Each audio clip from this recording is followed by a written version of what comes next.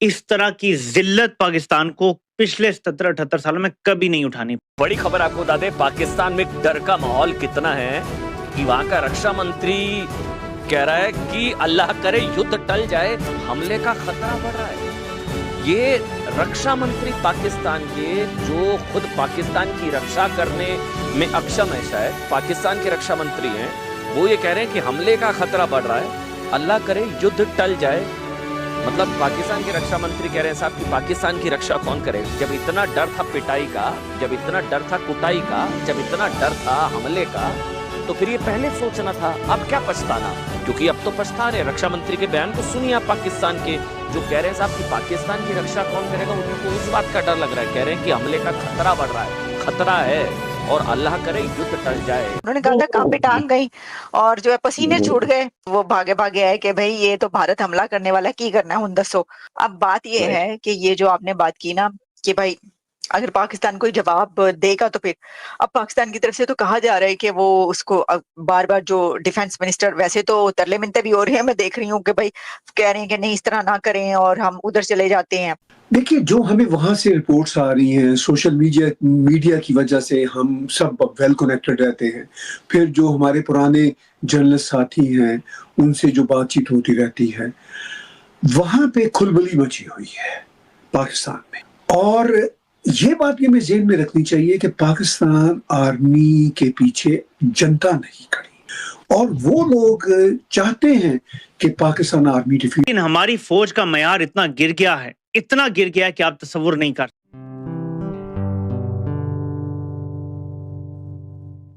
नमस्ते दोस्तों, जय हिंद। निक न्यूज़ बर्नर की रिएक्शन वीडियो में आप सभी का स्वागत है। तो दोस्तों, देखा आपने पाकिस्तान किस तरह से डरा हुआ है।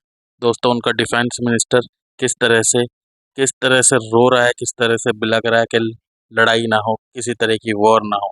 इस तरह से डर रहा है, अल्लाह का नाम ले रहा है अपने।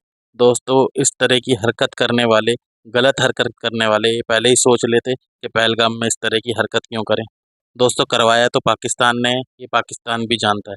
आज वो करके खुद पछता रहा है। और दोस्तों, जो पाकिस्तानी यहाँ भारत में इनलीगल तरीके से रह रहे हैं और यहाँ की सुख सुविधाएं उठा रहे हैं, बच्चे पैदा पाकिस्तान में करते हैं लेकिन इनलीगल तरीके से भारत में रहकर भारत की सुख सुविधाएं उठा रहे हैं, उनके बच्चे यहाँ पर खा रहे हैं, पी रहे हैं, पल रहे हैं, बढ़ रहे हो रहे हैं।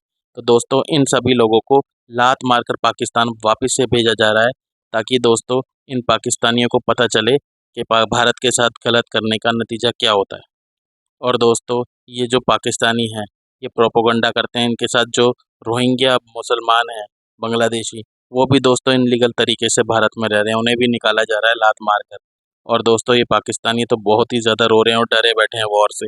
तो इसी टॉपिक पर चलते हैं आगे की वीडियो की तरफ। धन्यवाद। मैं वैसे एक्सपर्ट तो नहीं हूँ इस मतलब ये जो वॉर की वो है सब इसके, लेकिन मुझे ये याद है कि जब पहले इंडिया की तरफ से सर्जिकल स्ट्राइक्स पाकिस्तान पे की गई, उससे पहले इस तरह की जो तैयारियां अब हो रही हैं, ना तो टाइम लिया गया और ना ही ये तैयारियां, ना ही ये ड्रिल्स, इनमें से कुछ भी नहीं नजर आया था।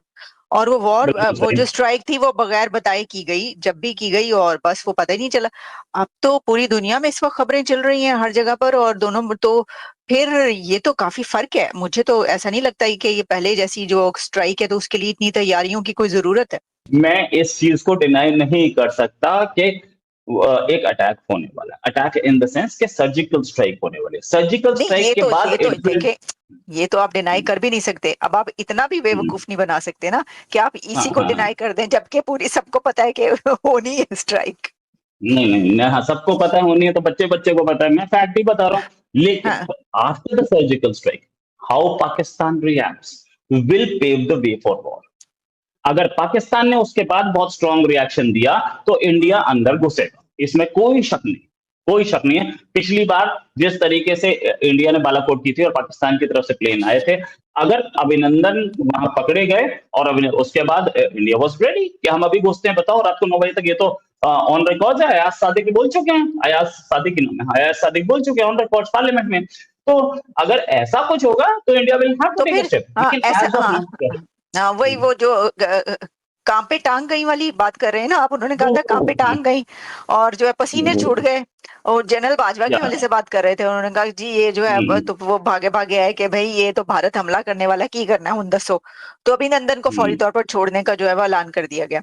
अब बात ये Right. है कि ये जो आपने बात की ना कि भाई अगर पाकिस्तान कोई जवाब देगा तो फिर अब पाकिस्तान की तरफ से तो कहा जा रहा है कि वो उसको बार बार जो डिफेंस मिनिस्टर वैसे तो तरले मिन्नतें भी हो रही है, मैं देख रही हूँ कि भाई कह रहे हैं कि नहीं इस तरह ना करें और हम उधर चले जाते हैं न्यूट्रल, उसमें इन्वेस्टिगेशन करवा लेते हैं। अभी भी ख्वाजा आसिफ ने जो बात की उन्होंने कहा भाई हमारी इंडिया की तरफ से हमने जो बात की ऑफर की है उसका कोई क्योंकि रिस्पांस नहीं आया तो फिर तो लगता है कि जंग होगी, करेगा इंडिया हमला।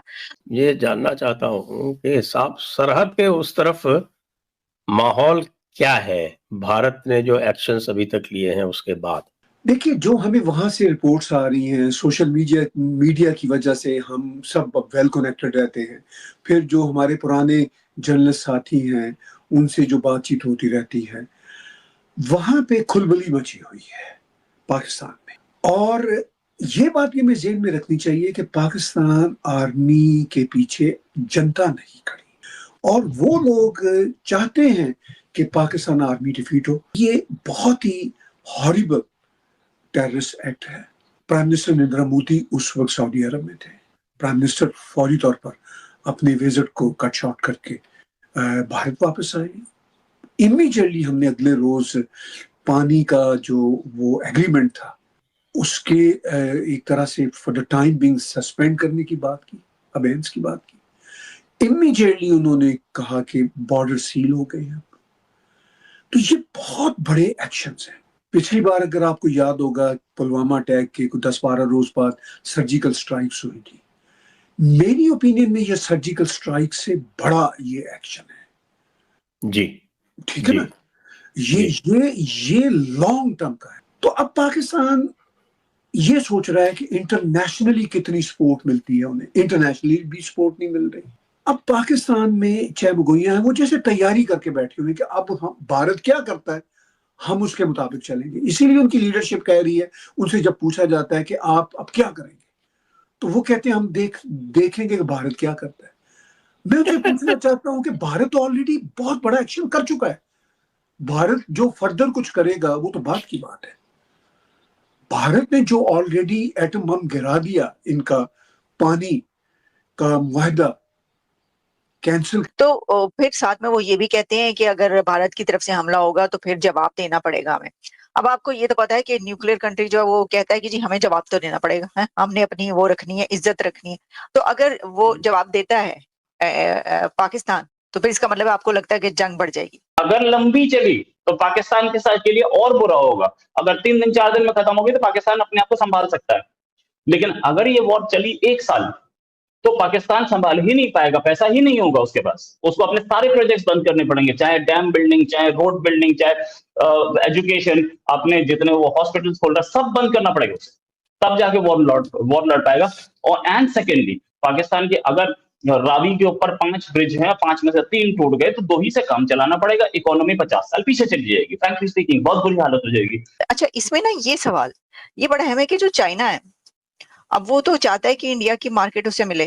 तो आपको लगता है कि वो पाकिस्तान के साथ मिलके इंडिया के खिलाफ लड़ेगा और इंडिया को अपने खिलाफ और भी कर लेगा? एक चीज समझने की है, चाइना इंडिया और पाकिस्तान में से इंडिया को परेशान करने के लिए पाकिस्तान को सपोर्ट जरूर करेगा, लेकिन when it comes to a war China या तो न्यूट्रल रहेगा या फिर वो इंडिया के साथ आएगा। अगर मैं कहता हूँ पाकिस्तान चला भी गया पाकिस्तान के फेवर में तो इतनी गहरी और इतनी मीठी दोस्ती भी नहीं है कि वो पूरी दुनिया को अपने खिलाफ कर ले सिर्फ, क्योंकि इस पॉइंट पे सबको पता है, पूरी वर्ल्ड को पता है कि टेरर कौन भेजता है पूरी वर्ल्ड में, इंडिया में कौन भेजता है, गलती किसकी है, किसने किसके पास आके अटैक किया है। यहाँ पब्लिक ओपिनियन सबके सामने।